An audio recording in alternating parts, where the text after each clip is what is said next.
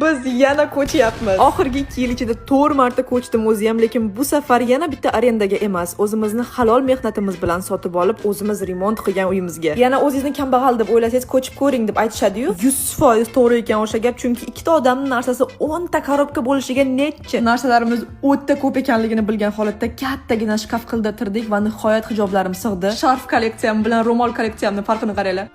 Nima ko'proq kiyishim sirrozi bilinib qoldi. Tunishingiz uchun oq paketda mani oyoq kiyimlarim, qorasida Timurning oyoq kiyimlari. Girl, 4 ta oyog'im bor deb o'ylanglar shekilli. Shu shkafga sig'dirdim hammasini deb xursand bo'lib turdim. Hali yana целый korobka oyoq kiyim kutib turgan ekanman. Bu уже ertangi Faridaning muammosi. Mani hozirgi muammoim bu pelenalniy stolik. Endi mani pelenalniy stoligim bor. Guys, mechta sбываются. Birinchiga chiroyli qilib tagiklarini taxladim, ikkinchisiga bolamni cho'miltirish uchun kerak bo'lgan narsalar va uchinchisiga plyonkalarni qo'ydim. Kechqurun Timur bilan tezda bolani uxlatib o'zimiz ham yotib uxladik, chunki ertaga ish ko'p. Va tayyor uyni ko'rish xohlasangiz obuna bo'lib qo'yishni unutmang.